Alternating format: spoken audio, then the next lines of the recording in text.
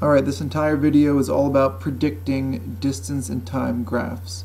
So the way it's going to work is you are going to see a graph in front of you, then I would pause it, or at least take a moment to think, and then you will see what the running man on top over here does to follow the graph. So if you understand this topic, you should be able to look at the graph and predict exactly what he's going to do before he even does it. Good luck to you.